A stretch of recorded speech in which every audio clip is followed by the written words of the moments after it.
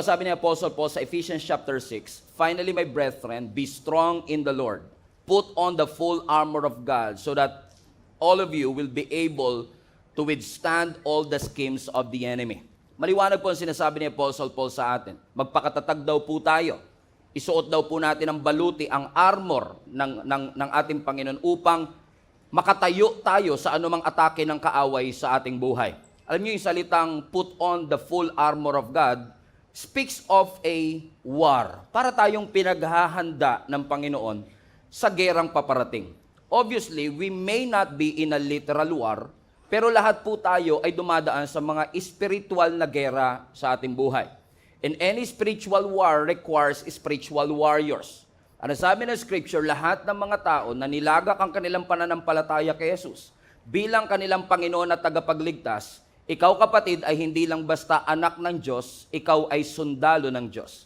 Ikaw ay mandirigma, ikaw ay kawal ng Panginoon. Yes, we are His sons. Yes, we are His daughters. But you have to remind yourself, hindi lang ako anak, ako ay sundalo ng Panginoon. Pero napansin niyo ba yung mga literal na sundalo? Yung talagang totoong sundalo. Maaring kamag-anak ninyo, asawa ninyo, kaibigan ninyo. Mapapansin niyo po, may mga common characteristics ang mga sundalo, ang mga mandirigma. Karamihan sa kanila ay physically malalakas talaga. Karamihan ng mga sundalo o mga warrior, mga focus po yan. Sila po ay trained para sa isang labanan. At karamihan po ng mga sundalo, mga kapatid, ay disiplinado for the art of victory.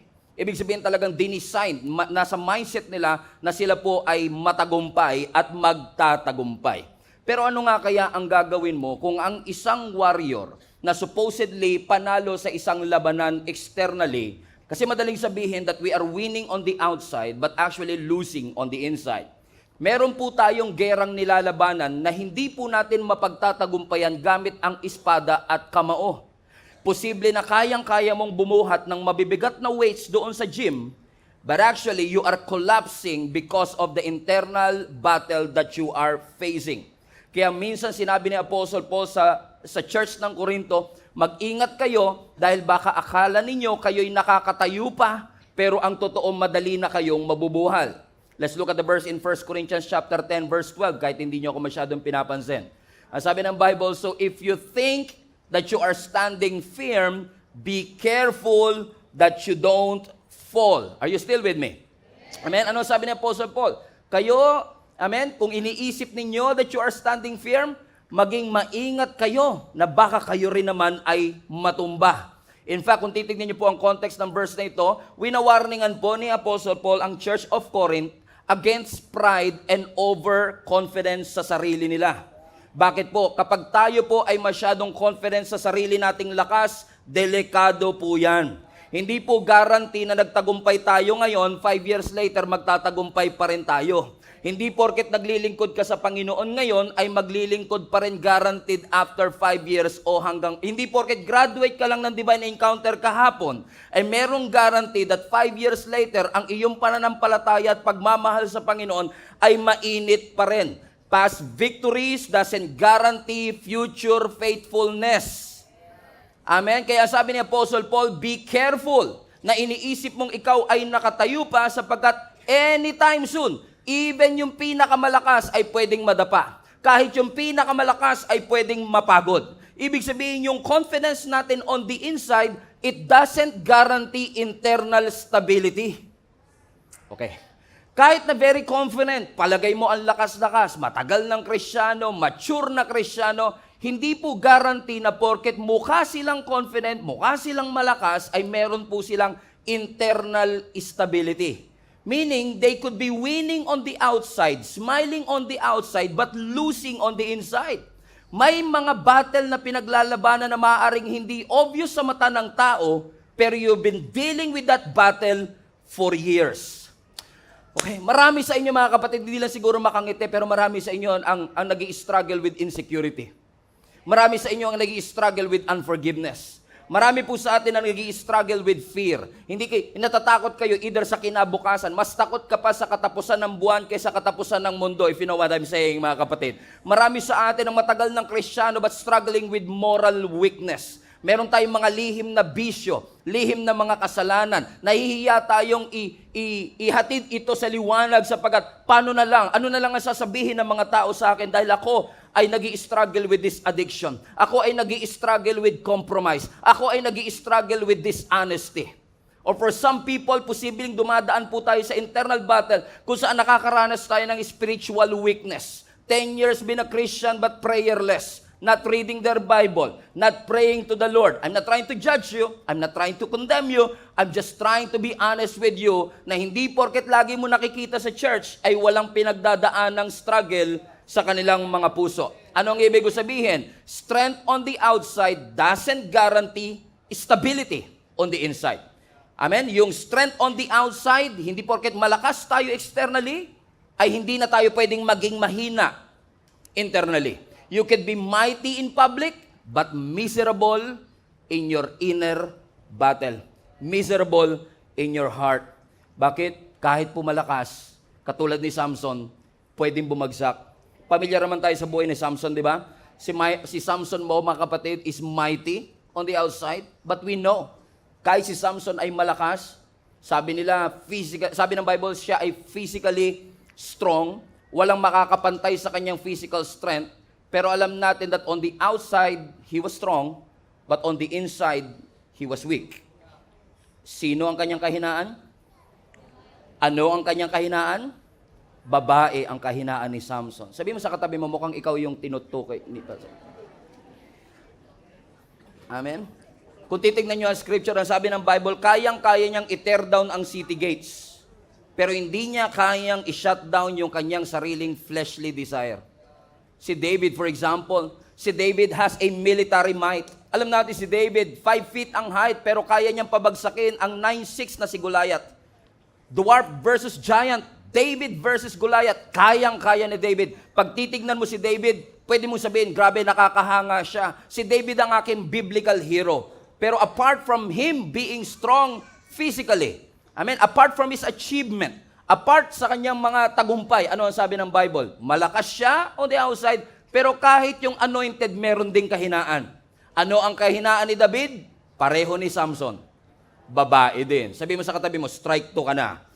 Bakit? Mahirap. Ang pinakamahirap na laban ay hindi laging external. Hindi laging visible. Ang pinakamahirap na kalaban, internal battles. Napakahalaga po mga kapatid that we pray to the Lord that God will enable us to be strong in our faith to the Lord. Kailangan talaga, Lord, isurround mo ko. Let the fruit of the Holy Spirit be with me. Dapat lagi nandun yung love, yung patience, yung loving kindness, yung faithfulness, because I don't want to fall. Kasi kung ako lang, hindi ko po kayang manatiling nakatayo, Panginoon. Kung sarili ko lang lakas, hindi ko po ito kaya, Panginoon. In fact, lahat na po nilapitan ko, Panginoon. Pumunta na po ako sa bookstore, pumunta ako sa self-help section. Kasi kakala ko matutulungan ako ng mga librong mababasa ko. Only to find out kahit anong libro ang basahin natin without the grace of God, without the presence of the Lord, you will never make it to the other side. Hallelujah. Amen? That's why we need the grace of the Lord. That's why we need discipline. That's why we need good habits. Amen. That will intensify yung plano ng Panginoon sa ating mga buhay. Look at this verse in Proverbs chapter 25 verse 28. Everybody read. A man without self-control is like a city broken into. Okay, look at the verse again. Ang bansa daw pong walang flood control. Okay, mali. Aman, mali. Okay, self-control pala yun. Okay, ulit, mali. Okay, sorry. Okay. Mali ako nabasa. Balita pala yun. Okay. A man without self-control is like a city broken into. Ano ang sabi ng Bible? Ang isang tao daw pong walang pagpipigil sa sarili, ang isang taong walang disiplina ay parang bahay na nakabukas ang pintuan. Parang isang bahay na walang pader at walang bubong. Ano ibig sabihin mga kapatid? Napakahalaga that we really need discipline. We really need good habits. Amen? Para madala tayo dun sa plano ng Panginoon sa ating buhay. Bakit? Maganda ba plano ng Panginoon sa atin? Yes.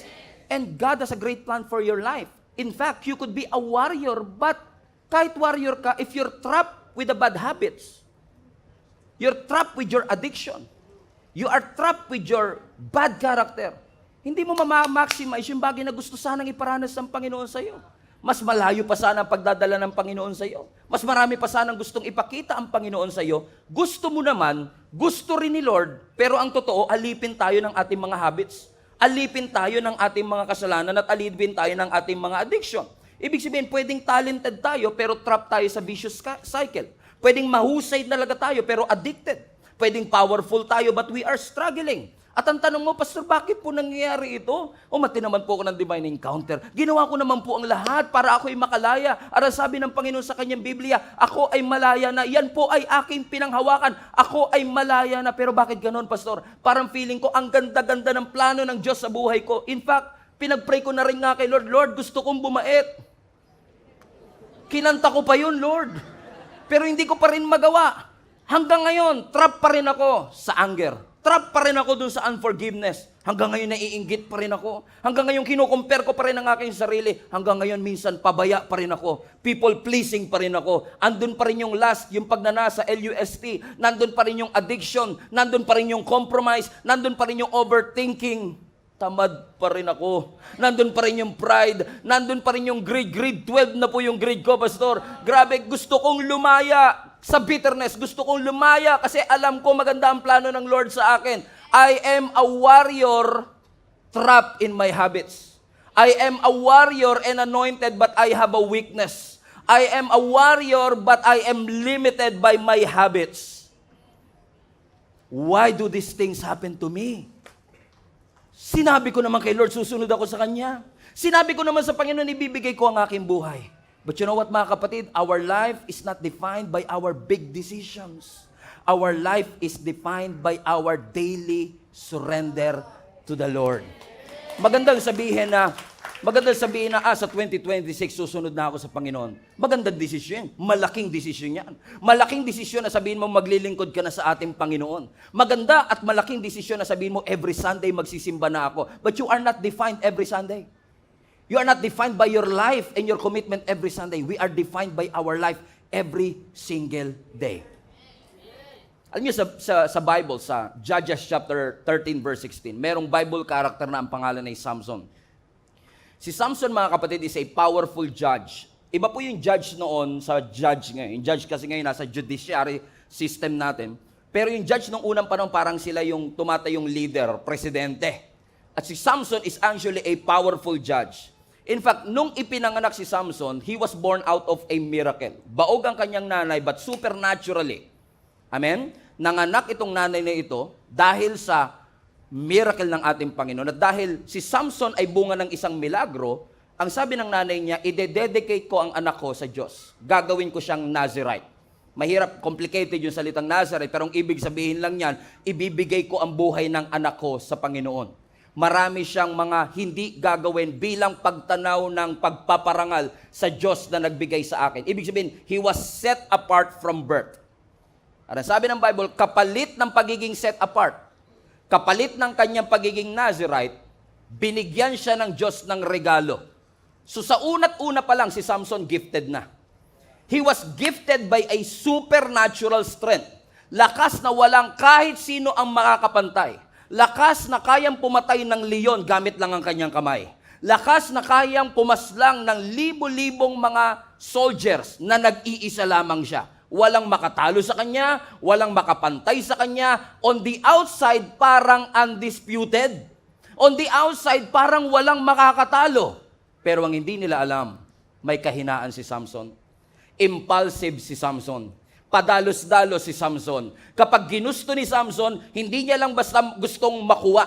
Ang gusto ni Samson, makuha ko na siya ngayon. Kahit sawayin siya ng mga magulang niya, hindi niya pinapansin. Kahit payuhan siya ng kanyang mga kaibigan, he doesn't mind. Kasi kung gusto ko, gusto ko. Sabi mo sa katabi mo, ikaw na naman ang topic. Impulsive. Padalos-dalos. And it had become his weakness. Sabi ng Bible, walang kahit sinong lalaki ang makatalo kay Samson. Kaya ang ginawa ng mga Philistines na mga kaaway, nagpadala sila ng babae. Ang pangalan? Delilah. Si Delilah at si Samson, hindi po yan love story. Si Delilah po ay pinadala ng mga kaaway para alamin saan nga ba nanggagaling ang lakas nitong si Samson. Maraming haka-haka, galing daw sa kanyang buhok. Pero hindi nila masigurado. Kaya ipinadala nila itong si Delilah para siguraduhin na kung talagang sa buhok niya nanggagaling ang kanyang lakas. Every time na si Samson ay makakamit ng mga challenges, para bagang walang mahirap na bagay sa kanya. As I was saying kanina, kaya niyang patayin ng leon gamit lang ang kanyang kamay. Kaya niyang paslangin ng libo-libong mga army na nag-iisa lamang siya. Parang napansin siguro ni Samson na, aba, kahit na hindi ako sumusunod sa Diyos, kahit matigas ang aking ulo, kahit impulsive ako, parang nagtatagumpay pa rin ako Ang tingin ng mga tao, sunod-sunod ang kanyang mga accomplishments, sunod-sunod ang kanyang mga achievements. Until one day, nung inilahad niya kay Delilah ang sikreto ng kanyang lakas, na inakala niyang galing sa buhok. Ang sabi ng Bible, Judges chapter 16 verse 20, then tumawag si Delilah. Ano sabi ni Delilah? Samson, the Philistines are upon you. Pagkatapos gupitin ang buhok ni Samson, ang sabi ni Delilah, ayan na ang mga Filisteo. Pre-name up siya ng kanyang lover.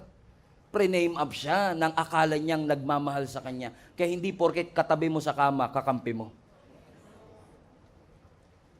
Ayan na ang mga Filisteo. Ano ang sabi ng Bible? He awoke. Gumising si Samson mula sa kanyang pagkakatulog. And that is a word for somebody today. Gumising ka na sa pagkakatulog mo. Nag-i-intro pa lang si Pastor. He awoke from his sleep and he thought, watch this, I'll go out as before. Listen, I'll go out as before. Meaning, he was referencing to the history. Sabi niya, nangyari na ito before. So sabi niya, dahil nangyari na ito before, nagtagumpay ako before, may fast victories ako, I will do the same. I'll go out as before, I'll shake myself free, and I will be free. Bakit? Nangyari na kasi yan twice before this incident. Every time na susugurin siya ng mga Pilisteo, ang gagawin niya lang, shake lang siya, makakalagpas siya dun sa pagkakatali niya. Akala niya yung past victory niya will guarantee future victory. Akala niya, napansin niya siguro, sumusuway ako kay Lord pero nananalo pa rin ako. Sumusuway ako sa Lord pero nakakalaya pa rin ako. Sa mata ng tao, hindi nila napapansin. Kung meron man uling challenge, ganun lang din ang gagawin ko. Balik mo yung verse, anak. Ang sabi niya uli, I will go out as before, katulad ng dati, I will shake myself free. Basa. But he did not know that the Lord had left him. This is tragic. This is Samson's tragic turning point. Inassume niya na ang lakas na meron siya ay nasa kanya pa rin. Pero nawala na pala. Because of his repeated compromise. Everybody say repeated. Anong ibig sabihin po ng repeated? Tagalogin po natin ang repeated. Tagalogin po natin ang repeated. Tagalogin po natin ang repeated. Tagalogin po natin ang repeated. Ano po Tagalog ng repeated? Ano po ang Tagalog ng repeated? Paulit-ulit yarn. Sabi ng Bible, wala siyang kamalay-malay, iniwan na siya ng lakas niya. So, yung reference niyang dati nagtatagumpay ako, ginulat din siya Kasi akala niya yung past victory will guarantee future victories, pero it doesn't work that way. Bakit? Yes, nagdesisyon ang kanyang nanay na iaalay ang kanyang buhay sa Diyos. Yes, he was a Nazirite. Yes, meron siyang big decision, may covenant sa Diyos. Pero meron din siyang araw-araw na compromise na naghatid ng pagkakawala ng presensya ng Panginoon sa kanya. As I was saying earlier, your life is not shaped by your big decisions. Your life is shaped by your daily repetition. At napakarami pong mga Kristyano, buti na lang wala sa Gia Kamanaban ito, na-trap tayo sa cycle ng pagkatalo imbis na lumalakad sa victory na inilaan ng Panginoon sa atin. Kasi masyado tayo nakafocus dun sa desisyong maglingkod, nakafocus dun sa desisyong mag-worship, nakafocus sa desisyon na magpakalapit sa Panginoon, pero nakakalimutan natin na yung mga daily decisions natin ay makakaapekto doon sa big decisions natin na maglingkod sa ating Panginoon. Minsan kasi ini-ignore natin ang mga habits kasi maliit lang naman. Pero yung habits na maliliit, pag pinaulit-ulit, nagiging kadena. Pwedeng magtali sa atin at magugulat na lang tayo, trap na tayo sa isang cycle. Katulad ng mga Israelites. Amen? They've been in the wilderness for 40 years. Akala nila masaya pa sila. akala nila they are moving forward. But actually, kung titignan mo on the outside, they are not moving forward, they are moving around. Paikot-ikot sila with the same wilderness, with the same complaining, with the same attitude, with the same habit. Hindi nila namalayan, 40 years na. Why? They were trapped. Everybody say nakakulong. They fell into the cycles of rebellion. Andiyan pa ba kayo? They fell into the cycle of complaining. Amen? At kapag ang isang tao ay na-trap doon sa cycle, minsan wala kang alam doon, no? You are trapped in a cycle, para ka nag-treadmill. Napagod ka pero wala ka napuntahan. Para kang sumakay sa Ferris wheel, umikot kayo pero wala kayong narating. Parang familiar yun, ha? Pinaikot lang ako, wala kami narating. Amen? Bakit? You're trapped in a cycle. And you don't even know it. Katulad ng mga Israelites, they were trapped in a cycle of rebellion. Akala nila gumagalaw naman kami, okay pa, pero hindi nila alam. They were just moving around. Ang ganda ng plano ng Panginoon sa kanila. Ang ganda ng pagdadalhan ng Lord sa kanila. From Egypt all the way to the promised land. But they were trapped in a cycle of what? Of complaining. They were trapped in a cycle of what? Amen? Of the wilderness. Of their bad attitude. Of their bad intentions. Bakit? Hindi porket malaya ka sa isang area, guarantee na malaya ka sa lahat ng area. Strength in one area doesn't guarantee freedom in all areas of your life. That's why we need to watch out.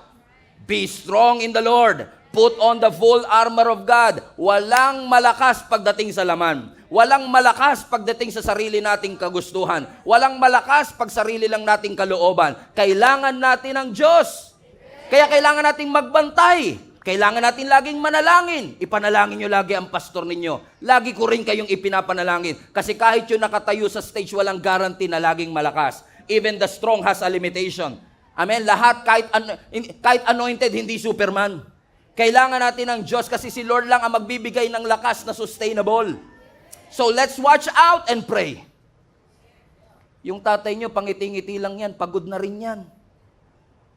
And you don't know the silent battles that they've been going through. Yung mga nanay ninyo, porket ang daming nilalaba, ang sipag ng nanay ko, mahal na nag-i-struggle din po sila. Kamustahin natin sila. Amen? Kailangan magbantayan tayo. Let's watch out and pray for each other. Amen? Sabi mo sa katabi mo, wag ka tutulog-tulog. Parang literal yun, ha? Speaking of tulog-tulog, naalala nyo si Peter, James, and John? Ito, gabi bago dakipin si Jesus. The night of Jesus' arrest. Do you remember that? Kinausap ni Jesus itong si Peter, James, and John. Sabi niya, likayin tatlo. Magbantay kayo at manalangin. Pupunta si Jesus sa Gethsemane, kung saan siya aarestuin. Alam na ni Jesus kung ano mangyayari? Pero ang sabi ni Jesus Christ, because Jesus was about to enter an agony about the cross that he was about to go through. Ang sabi niya kay Peter and James and John, magbantay kayo at manalangin. Ano po yung dalawang instruction? Ano po yung dalawang instruction? Magbantay, manalangin. In other words, maging alerto kayo. Sa mga nakakaalam ng Bible ninyo, naging alerto ba sila? No. Natulog sila. Now question, gusto ba nila matulog? Malamang hindi naman eh. Kasi di ba ayaw naman nating ma-fall tayo sa cycle. Ayaw naman ng tao na magkasala siya sa harapan ng Panginoon. Pero, yun nga gusto mong bumait. Ginawa mo na lahat, hindi pa rin magawa talaga. Bakit? Kasi pakiramdam mo, gusto ko naman. Naniniwala ako si Peter, James, and John. Ayaw naman nilang tulugan si Lord. Pero yun nga lang talaga minsan, pag kinapitan na ng demonyo yung mga mata mo, kahit anong dilat mo talaga. Nararanasan nyo ba yan minsan? Pupunta ka sa church, sabi mo, naniniwala ako may salita si Lord na ibibigay sa buhay ko. Naka 5 minutes pa lang yung pastor eh. Kumapit ka, pero tulog. Kasi may mga demonyo itong nakasabi sa pilik mata mo, ginaganon eh. Pagka yung mata mo, kasing liit pa ng mata mo, yung mata mo, kasing liit ng mata ko, madaling i-close yan eh. Pero ikaw, talaga pipilitin mo. Bakit? Kung ikaw lang, gusto mong sumunod. Pero pag laman ang pag-uusapan, walang malakas pagdating sa laman. So itong si Peter, James niya, gusto naman nilang gising, kaso nakatulog. Gusto mo naman makinig, nakatulog. Gusto mo umatin, pagod talaga eh. Nakatulog. Ano ang sabi ng Bible? Sa Matthew chapter 26. Watch and pray. Jesus is alive ka manaba. Magbantay at manalangin that you will not fall into temptation. Because what? The spirit is willing, but the flesh is weak. Gusto mo naman. Naniniwala ako we mean well. Naniniwala ako gusto natin yung transformation. Pero napafrustrate din tayo because the spirit is willing, but the flesh is weak. So let me tell you this. What if ang tunay na battle ay hindi talaga yung battle sa kasalanan mo, hindi talaga yung battle sa addiction mo, hindi talaga yung battle kung inaanto ka o hindi, kundi ang tunay na battle, hindi yung mali, hindi lang yung habits, kundi ang tunay na battle ay yung mga kasinungalingang pinaniwalaan natin. Na kaya tayo trap, hindi dahil hindi natin gustong magbago. Na kaya tayo trap, dahil wala tayong intensyon na sumunod kay Lord. May intention ka. Gusto mong sumunod sa Panginoon. So it's not really the issue. So the issue here, the real fight is not really the habits that you want to overcome. The real issue is the lies, kasinungalingan na iyong pinaniwalaan. Habang buhay ka ng ganyan, pinaniwalaan mo yun. That's not true. That's a lie. Hindi totoo yun. Pero, kaya ka nakapag-form ng habit because you believe that lie. Ito lang po kasi talaga paraan ko, pastor, para makakope up ako sa stress. Kaya ako to ginagawa. Kasi lagi po akong stressed. At ito po ang paraan para mawala yung stress ko. That's not true. That's a lie. Pinamper mo lang yung habit. Tinolerate natin ang habit. Pero hindi totoo na yan lang talaga ang solusyon sa stress. Hindi totoo na yan talaga ang solusyon sa mga bagay na Ibig sabihin, when we do these things, ginagawa ko to kasi nai-stress ako. Ang tunay, ibig sabihin, meron talagang legitimate na pangangailangan. Ano yung legitimate na pangangailangan? You feel that stress. You feel anxious. You feel afraid. And then, you started to believe in the lie, yan lang ang paraan para ikaw. Yan lang ang paraan mo to cope up. Ganito na talaga ako, pastor. Wala na po. Ganito na po talaga ako. Hindi ho. Hindi ka adik. Walang ipinanganak na lasing agad. Tapos sabi, eto na po talaga ako. Nung pinanganak ka ba, lasing ka na kagad? Nung pinanganak ka ba, may aluminum foil ka na kagad na hawak? No, that's not. Kasi nungalingan lang yun na ipinapaniwala ng kaaway sa'yo para matrap ka sa cycle. Para hindi mo na gustuhin lumaya. Para hindi ka na mag-pray ng kalayaan kasi nga, eto na talaga ako. Hindi ho. Hindi ka adik. You are a warrior na trap lang sa habit. So kung trap ka, pwede kang lumaya.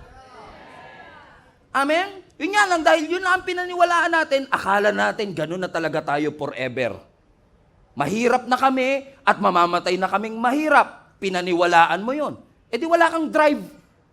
Wala kang gana. Wala kang drive pumasok. Wala kang passion for other things. Bakit? Kahit ano naman gawin ko, ganito na rin kami. Kasi nungalingan nyo na pinaniwalaan po natin. Every transformation is effortless and begins with the mind. Alam niyo po ba, ang tunay na transformation begins not from outside in, but inside out. Let me prove that to you. Romans chapter 12, verse 1. Do not conform to the pattern cycle. Amen? Do not conform to the what? To the patterns of what? Of this world. But be what? But be transformed. So dalawang mahalaga salita. Conform, transform. Anong ibig sabihin ng conform? Ang ibig sabihin ng conform, may hulmahan, nakikikonform ka. So ibig sabihin, ikaw ang uma-adjust dun sa hulmahan. So kapag sinabi ng mundo, ito ang tama, okay, ito ang tama. Pag sinabi ng tao ng mundo 2025 na acceptable na yan, okay, I will accept it. You are conforming. Nakikiayon. Pero iba yung conform sa transform. Kasi yung conform, you are being transformed from outside in. You're trying to fit in. Lahat sila gano'n, gano'n na rin ako. Pero ang tunay na transformation is inside and out. Tatandaan niyo po ito. Si Jesus hindi bumaba mula sa langit para lang i-modify ang behavior natin. Hindi bumaba si Jesus para pabaitin ka. Bumaba si Jesus kasi gusto niyang i-restore yung identity na ninakaw ng kaaway sa iyo. Pinaniwala ka niyang adik ka. Pinaniwala ka niyang wala kang pag-asa. Pinaniwala ka niyang irresponsable kang magulang. Pinaniwala ka niyang wala kang mararating. Ikaw naman nag-conform. So sabi ng Panginoon, be transformed. How? Come on. How? Balik mo yung verse na. How? Come on now. By renewing of your mind. So ibig sabihin, ganito. When you hit, lahat tayo natatrap sa cycle because of the lie that we believe. Pero sabi ng Panginoon, do not be conformed to the patterns of this world, but be transformed here, in your mind. So every time, Satan will say, yan lang ang paraan mo para makapag-adjust. Wala, ganyan ka na talaga. Habang buhay ka ng ganyan. Challenge that lie. No. I made a mistake, but I'm not a mistake. I failed, but I am not a failure. You started here. You started here. And once you started in your mind, to believe that you are redeemed, forgiven, restored, loved by God, accepted by God, magugulat ka. Yung transformation, hindi outside in. Kundi inside and out. Posible kasing pag tinignan ka, uy, grabe, pag nagbihis to, parang pastor na pastor. From the outside, okay. But from the inside, hindi. Pero subukan mo yung baliktad. Puso muna uunahin, magbabago pati nguso. Pansinin nyo lang. Di ba? Pag yung puso ang nauna, sigurado ang nguso. Tayo minsan nakafocus tayo sa nguso agad eh. Baguhin mo nga yung sinasabi ng bibig mo. Pero kahit baguhin mo yan, pigilan mo nga magmura. Ano magagawa ng ganun mo? Nasabi mo na eh. Pero once, try mo lang. Baguhin mo. Mauna yung puso. Mauna yung puso. Pag bago puso, magbabago language. Yung dating nagmumura, nagmamahal na. Amen? Hindi. Walang, nagulat ka na lang. Ay, grabe, nagbago. Sino sa inyo nung simula na nagsimba kayo sa Gia Kamanaba? Nagulat ka na lang din, may pagbabago nangyari sa buhay mo. Hindi ko sinasabing tayo lang ang simbahan ganun. Pero isipin, the more ka lumapit ka, nagulat ka, ay, nagbabago na buhay ko. In fact, hindi pa nga ikaw nakapansin eh. Yung asawa mo pa nakapansin. Sabi, sweetheart, nagbago ka na. Dati isang case lang, ngayon dalawa na, nag-improve ka na. Sorry. Hindi, joke lang. Nag-improve ka na, nagbago ka na talaga. Napansin ng, bakit? Hindi mo siya pinilit. Hindi mo siya, alam niyo kung bakit? Because ang sabi nga ng scripture, the strength of sin is in the law. The strength of sin is in the law. The more you focus on, hindi na ako magsisinungaling, hindi na ako magmumura, magugulat ka because the strength of sin is in the law. Pinakamababaw at silly illustration ganito. Pansinin niyo po, kapag may nakita kayong nakasign, bawal magtapon ng basura, sigurado may basura sa ilalim. Sigurado po yan. Dati wala namang basura doon nung walang sign. Pero nung nagkaroon na ng sign, bawal magtapon. At lahat ng basurahan nagsisimula sa isang basura. Amen? Kung saan nakalagay, bawal umihi dito. Amuyin mo. Mapanghi. Pinakamababaw na illustration, the strength of sin is in the law. Tingnan mo ang mga bata, 1-year-old, 2-year-old. Tinuruan mo ng mabuting asal. Pahiramin mo ng laruan, hindi niya papahiram sa iba. Amen? I don't want. Tinuruan mo ba siyang maging madamot? Hindi, sin nature. Because we were born with that sin nature. And the strength of that sin is in the law. At dahil ganun na ang sitwasyon, pag tayo nagkasala, pag tayo na-trap sa cycle, sasabihin na natin, hayaan mo na, tao lang ako eh. Nagkakasala rin. Bingo, you're trapped. Yun na pinaniwalaan mo eh. Wala na akong pag-asa kasi tao lang ako eh. And you started to believe that lie. So ang lumalabas, yung kasalanan masyadong malaki, masyadong matindi, wala na akong paraan para ma-overcome. Baliktad na mindset. Baliktad na mindset. Kasi si Jesus pinagtagumpayan na yung kasalanan na umaalipin sa iyo. Amen? So hindi dapat tayo yung mag-a-adjust sa kasalanan. Kundi yung kasalanan ang aalipin. Bakit? Ang sabi nga ng Romans 6:14, put it up anak. Ang sabi ng Romans 6:14, for sin shall not have dominion over you. Maliwanag po ba yan? Ang kasalanan, walang dominion, walang authority over you. So, mabig sabihin, wala na pag-asa, ganito na talaga ako, addict na talaga ako, lasinggero na talaga ako. Huwag kapatid, maling mindset, matatrap ka sa cycle, di ka makakalaya. Ang i-proclaim mo yung katotohanan ng salita ng Panginoon. Amen? Addiction has no power over me. Sin has no power over me. Fear has no power over me. Ano daw? Bakit daw? Balik mo anak. For you are not under law, but under grace. What does it mean? You are now under a new covenant. Amen? In the Old Testament, in the Old Covenant, we are under the law. Amen? We have to follow His command. Alam niyo, mga Israelites are so religious in following the commandments of the Lord. I mean, they are following more than 600 commandments. Tayo, 10. Yung major. Hindi pa masunod. Sino sa inyo nasusunod po ninyo ang 10 commandments perfectly? Yung mula January hanggang December, hindi nyo sinuway ang 10 commandments. Taas po kamay. Kung may magtataas po, pakilehans po ako. Para masama naman ako sa inyo kasi perfect ka eh. Ikaw na. Di ikaw na.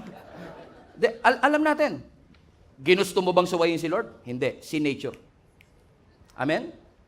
Ang hirap. In fact, hindi mo talaga masusunod kasi hindi mo nga memorize eh. Hindi mo alam kung ano yung pang-5 commandment. Hindi mo alam kung paano yung pang-7. So, mahirap sundin yung bagay na hindi mo alam. Na para mapansinin nyo, di ba? Trinay mo naman kabisaduhin yung 10 commandments. Hindi mo talaga parang pinipigilan ka. Allergic ako sa kasalanan. Pero tignan mo ang John 3:16, kahit bata. Kayang i-memorize. Ano nga sabi ng John 3:16? That He gave His only begotten Son, that whoever believes in Him will not be perished, but have everlasting life. 10 commandments. First commandment. See? You cannot even recite it. There is something about His grace. There is something about God's love that is magnetic.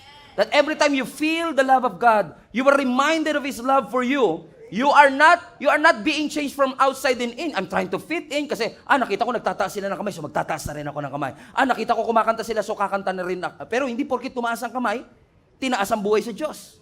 Subukan mo muna na, Lord, i-transform mo ako from within. Magugulat ka, unti-unti na lang yung tumataas without even you knowing. Why? Because it's from the inside and out. Now, sin has no dominion over you, for you are what? For you are not under law, but under the grace of God.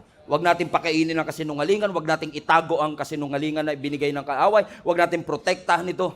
I-confront natin ng katotohanan ng salita ng ating Panginoon. This is the truth, mga kapatid. Hindi natin mabibreak ang bad habits by trying harder.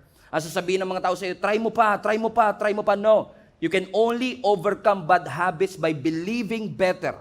Because if you think the right way, you will live the right way. It always in that order. Amen? It's always from inside and then in out. After all, si Jesus Christ hindi bumaba dito para lang i-modify ang kabaitan natin. Bumaba si Jesus dito para i-transform ang ating mga puso. Magandang balita. Tama? Ibig sabihin, hindi ka pa stuck. Ibig sabihin, hindi ka pa doomed. Ibig sabihin, may pag-asa ka pa. Ikaw lang ay warrior na trap ng bad habit, but the Lord has promised us, because of His name that is so powerful, He is able to break every cycle. So in the name of Jesus, I want to pray na i-break ng Lord ang cycle of anger, ang cycle of unforgiveness, ang cycle of bitterness, ang cycle ng disobedience.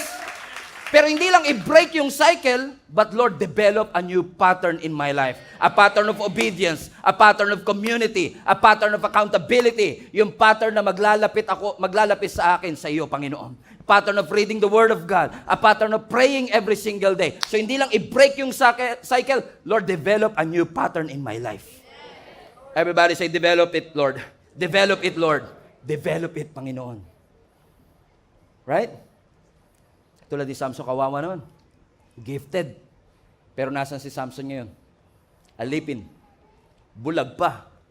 Sabi ng Bible, yung mga Philistines, dinukot yung kanyang 2 mata. He was completely blind, captured, alipin ng mga kaaway. And I submit to you, siguro nung nandun si Samson, alipin ng kanyang mga kaaway, siguro dun lang din na-realize ni Samson na hindi dahil sa buhok ko kaya ako nakakasurvive, kundi sa lakas ng Panginoon. Kasi kahit na wala naman nagbago sa physical na pangangatawan niya, nabulag lang siya, pero dahil umalis ang presence ng Panginoon, na-realize siguro niya, it was the presence of the Lord after all that made me strong. Aantayin pa ba natin na mapunta tayo sa rock bottom para i-recognize natin yung rock of ages? Or do we recognize it now? Na kung hindi dahil sa Panginoon, we will not be able to make it to the other side. At habang si Samson ay nandun sa huling yugto ng kanyang buhay, he made a simple prayer. Watch this. Judges chapter 16 verse 28. Then Samson prayed to the Lord, O sovereign Lord, remember me. Please God, strengthen me just once more. You know what happened after that? Because Samson cried out to God, the Lord renewed his strength. And he was able to defeat the enemy, at least man lang, bago siya mamatay. Why? It was not his hair. It was not his muscles. It was the presence of the Lord. It was the presence of the Lord. And mind you, si Samson ay under ng Old Covenant. We are under the New Covenant. Ibig sabihin, when Jesus Christ rose again from the dead, nakita niyo yung baptism kanina? Live yan, doon sa labas. Water baptism. Pansinin niyo sa water baptism, no? Hinihiga natin yung tao sa tubig. Parang nire-replicate natin na si Jesus namatay.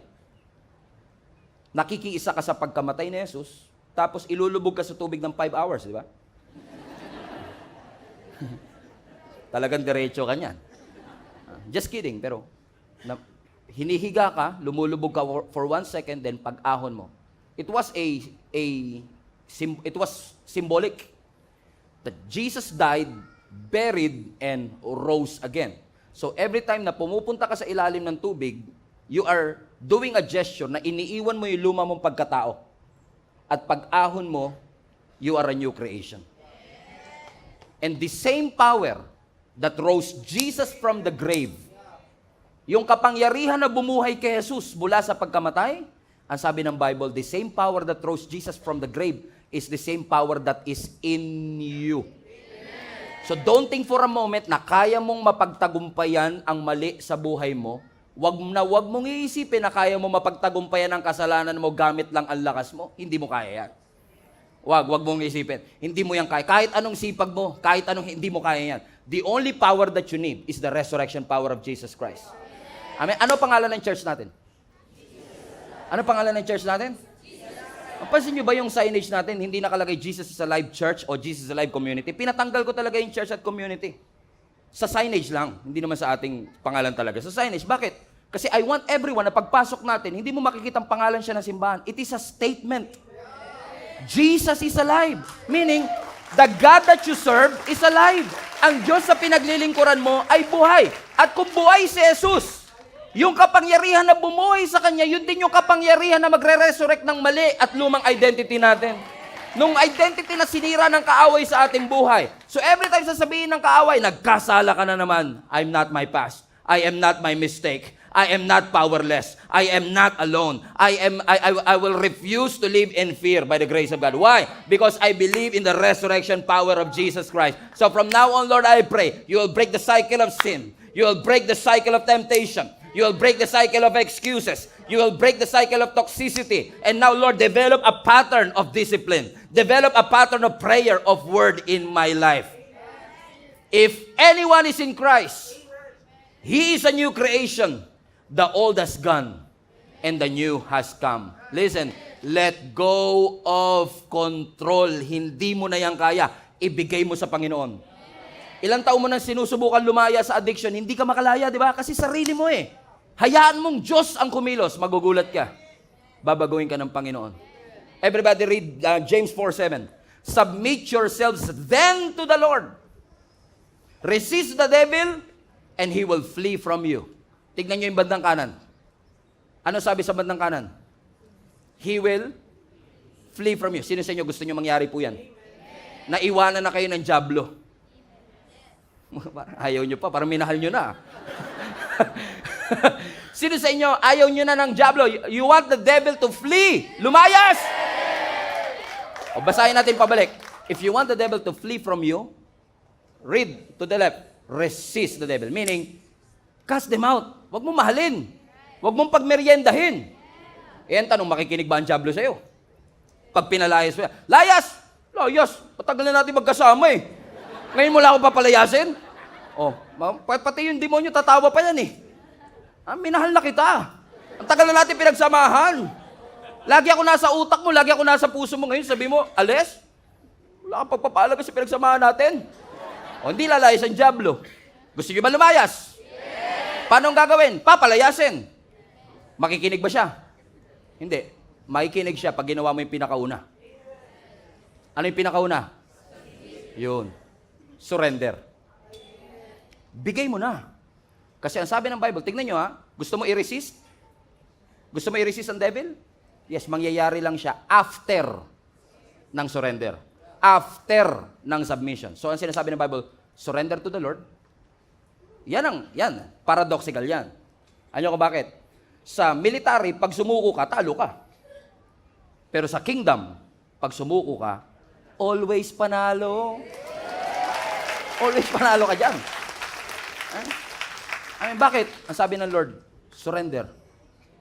Antok ka na mag-drive, ayaw mo pa bigay manibela. Kasi ayoko sabihin nila mahina ako eh. Pag antok ka na at binigay mo yung manibela doon sa driver na gising, hindi yun senyales ng kahinaan. Senyales yun ng wisdom. Ibig sabihin, nag-iisip ka pa. Dahil ayaw mo mapahamak. So every time we let go of the control and entrust it to the Lord, it's not a sign of weakness when you surrender to God. Amen? You know what I admire about the church in general? Amen? Ang dami-daming, ang lalaki ng muscle. Pero pag nagtaas ng kamay, ang taas. Pag umiyak, they don't mind kung ano sasabihin ng iba. Paradoxical, di ba? Malakas ka, di ba? Ba't ka umiiyak? Lalaki ka, bakit ka umiiyak? Pakialam ko sa'yo. Sumusuko ako ng buhay ko sa Panginoon eh. Bakit? I surrender my life to the Lord. Amen? Because that's the only way for you to overcome. That's the only way for you to have the authority, what? To resist the devil. Ang sabi ng mundo, higpitan mo pa, hawakan mo pa, huwag mong pakawalan. Ang sabi ng Diyos, let go.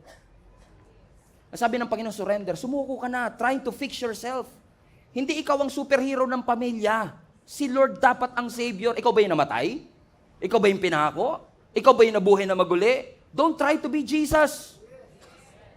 Amen? Entrust your whole family. Napapagod ka, trying to be a superhero in your family. Sabi ng Lord, let go. Come to me, all of you who are burdened, and God will give you what? He will give you rest. Rest in Him. Surrender your life to the Lord. Have a posture of surrender and say, Lord, kuha ko lang. Hindi ko na po kaya. I've tried for 7 years. It did not work out. I've read a lot of books, listened to a lot of podcasts, listened to a lot of preaching. Walang pagbabago buhay ko. And now I realize, kaya pala, I'm trying to work it out based on my own effort without realizing that real transformation is really effortless because it is the resurrection power of the Lord who works in me that will change my heart, change my life, and eventually change my behavior. Every head bow, every eye closed.